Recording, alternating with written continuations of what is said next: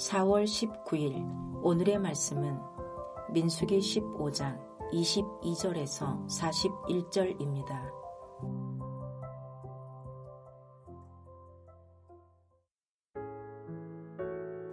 너희가 그릇 범죄하여 여호와가 모세에게 말씀하신 이 모든 명령을 지키지 못하되 곧 여호와께서 모세를 통하여 너희에게 명령한 모든 것을 여호와께서 명령한 날 이후부터 너희 대대에 지키지 못하여 회중이 부지중에 범죄하였거든 온 회중은 수송아지 한 마리를 여호와께 향기로운 화제로 드리고 규례대로 소제와 전제를 드리고 순염소 한 마리를 속죄제로 드릴 것이라.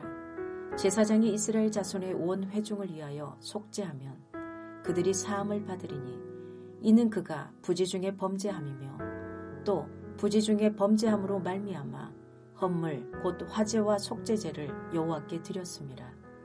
이스라엘 자손의 온 회중과 그들 중에 거류하는 타국인도 사함을 받을 것은 온 백성이 부지중에 범죄하였음이니라.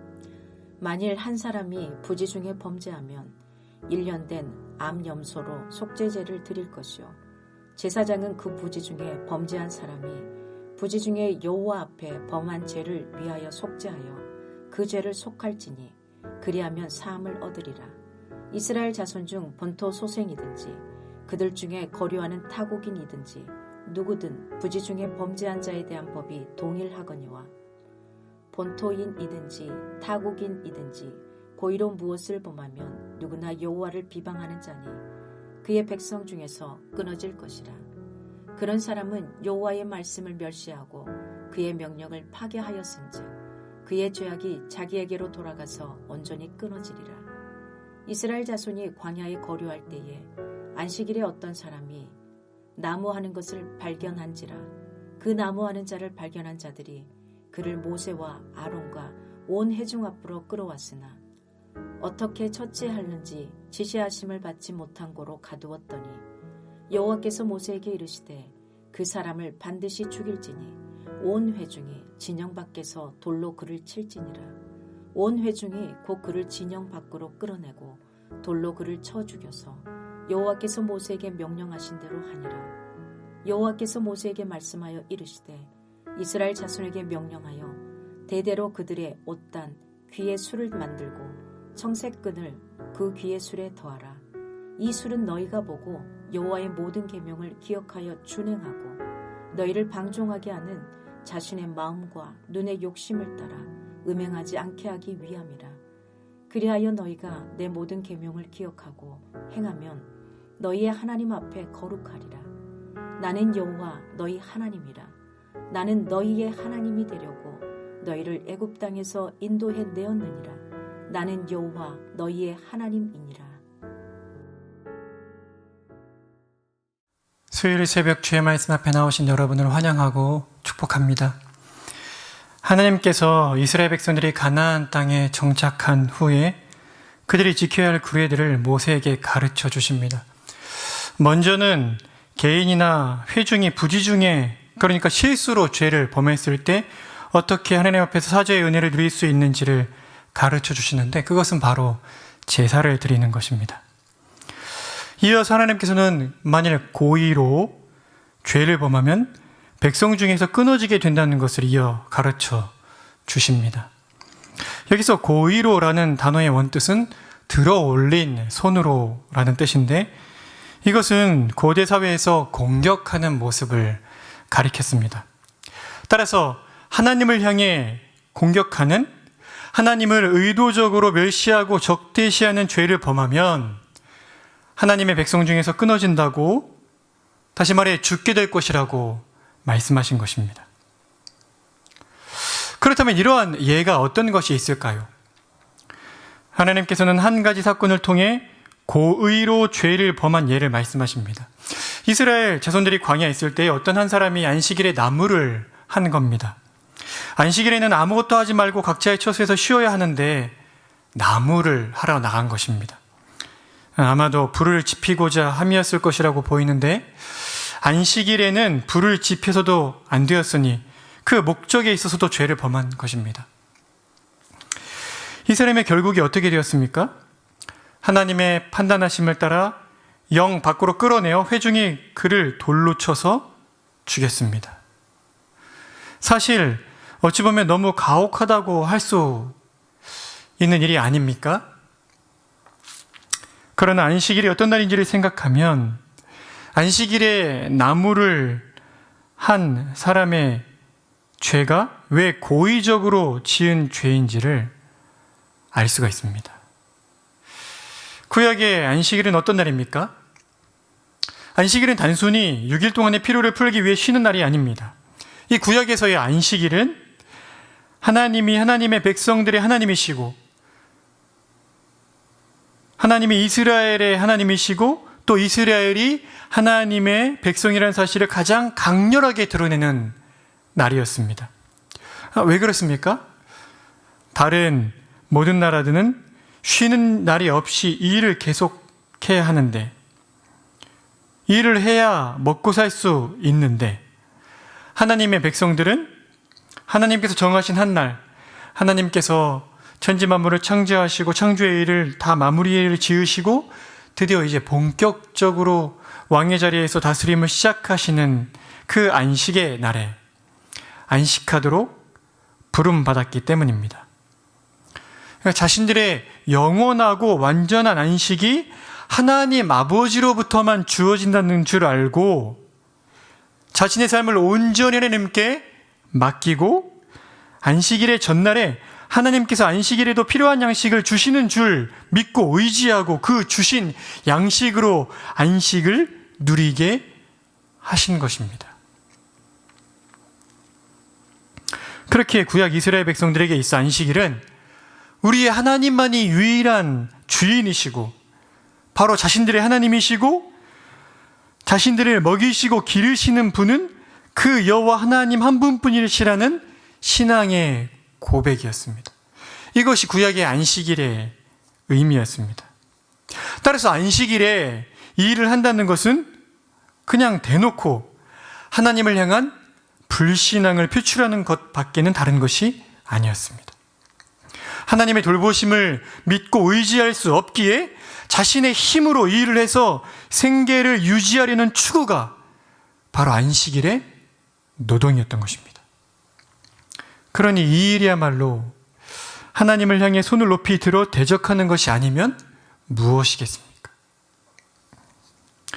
이와 같이 고의로 죄를 범하는 것이 무엇인지 예시를 통해 보여주신 하나님께서는 이스라엘 백성들이 어떻게 하나님의 말씀을 기억하고 순종할 수 있는지 한 가지 방식을 알려주시는데요. 그것은 바로 옷의 끝에 술을 달고 그것을 바라보는 방식이었습니다. 자신이 입은 옷의 끝에 달린 술을 보면서 하나님이 주신 계명을 기억하고 순종하게 하시려는 뜻에서 이 방식을 알려주신 것입니다. 그런데 이러한 방식을 알려주신 후 마지막에 하신 말씀이 우리의 주목을 끌게 만듭니다. 40절 말씀입니다. 그리하여 너희가 내 계명을 기억하고 행하면 너희의 하나님 앞에 거룩하리라. 주 안에 사랑하는 성도 여러분, 이게 가능한 일입니까? 옷 끝에 달려있는 그 술들을 보면 하나님의 모든 계명을 기억하고 그 모든 계명을 준행할 수 있습니까? 그래서 하나님 앞에 거룩할 수가 있습니까? 결코 그럴 수 없습니다. 물론 잠깐은 옷단의 수를 보며 하나님의 계명을 떠올릴 수가 있고, 그래서 그 계명을 지키고자 노력할 수는 있을 것입니다. 그런데 어떻게 모든 계명을 떠올리겠으며 어떻게 모든 계명을 순종함으로 하나님 앞에 거룩하다고 여김받을 수가 있겠습니까? 그렇다면 하나님께서는 이런 규례를 주신 이유가 무엇입니까? 그 이유는 이스라엘 백성들로 하여금 자신의 힘과 노력으로 할 수 없다는 사실을 깨닫게 하시고, 그래서 하나님을 전심으로 찾고 의지하게 하시기 위해서였습니다. 하나님의 은혜를 구하고 바라고 의지하게 하기 위해서 하나님이 이러한 규례를 주시는 것입니다. 그리고 바로 이것이 구약의 율법을 주신 이유입니다. 이제 오늘의 우리를 한번 돌아봅시다. 우리는 얼마나 자주 부지불식간의 죄를 범합니까? 그러나 감사되이 우리는 그리스도의 구속의 은혜를 힘입고 회개함으로 용서의 은혜를 날마다 누릴 수가 있습니다. 그렇다면 오늘날 우리는 구약 백성들처럼 무언가를 보면서 하나님의 모든 계명을 지켜 행함으로 거룩한 백성이 되어야 합니까? 아닙니다. 구약 백성도 할 수 없었던 일을 우리가 어떻게 할 수 있겠습니까? 우리는 구약 백성의 한계를 넘어선 자들임을 기억해야 합니다. 스가랴 4장 6절의 말씀처럼 이는 힘으로 되지 아니하며 능력으로 되지 아니하고 오직 나의 영으로 되느니라. 곧 성령 하나님을 통해서만 가능한 일입니다. 주 안에 사랑하는 성도 여러분, 우리는 성령 하나님의 내주하심으로 복음을 믿음으로 거듭난 자가 되었고, 그래서 하나님 백성이 되었습니다.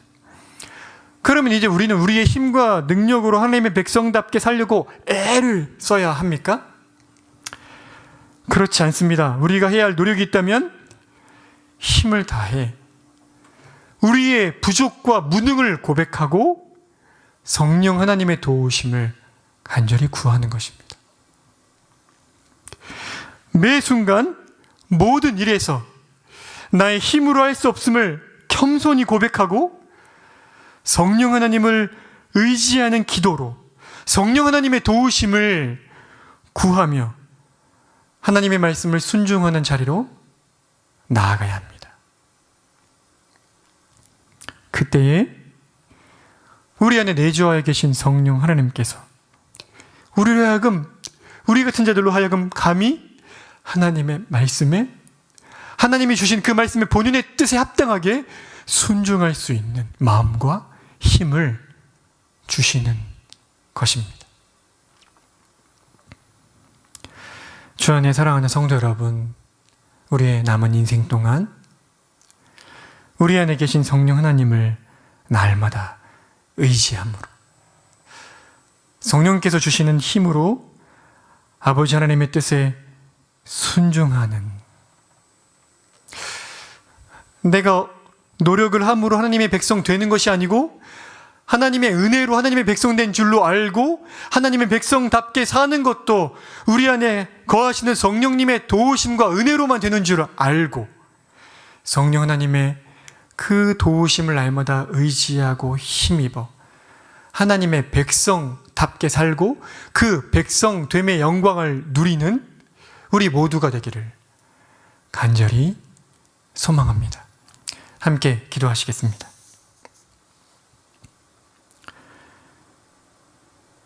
자비와 긍휼이 풍성하신 아버지 하나님,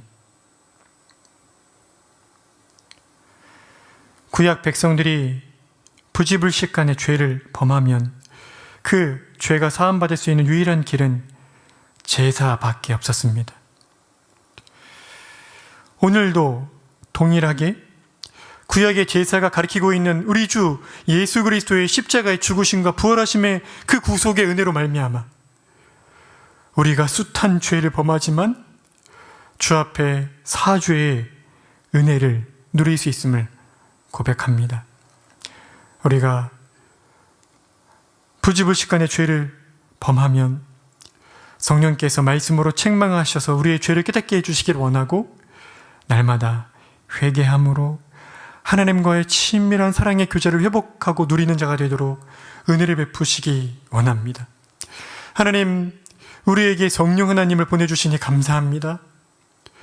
우리의 힘과 능으로 하나님의 백성다운 삶을 살 수 없사오니 성령 하나님께서 하나님의 말씀에 순종함으로 고귀하신 하나님의 뜻을 이 땅 가운데 순종함으로 이루는 그 영광에 참여할 수 있도록 은혜를 베푸시기를 원합니다. 오늘 하루도 목자 모임과 또 어원화와 수요 예배가 있습니다.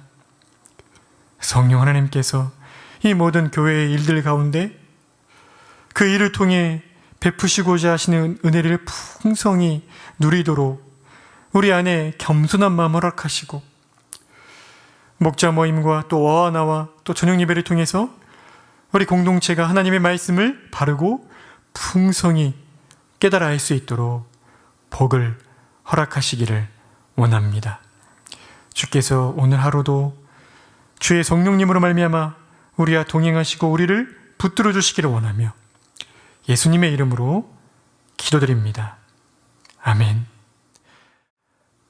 하늘에 계신 우리 아버지여, 이름이 거룩히 여김을 받으시오며 나라가 임하시오며 뜻이 하늘에서 이루어진 것 같이 땅에서도 이루어지이다. 오늘 우리에게 일용할 양식을 주시옵고, 우리가 우리에게 죄 지은 자를 사하여 준 것 같이 우리 죄를 사하여 주시옵고, 우리를 시험에 들게 하지 마시옵고, 다만 악에서 구하시옵소서. 나라와 권세와 영광이 아버지께 영원히 있사옵나이다. 아멘.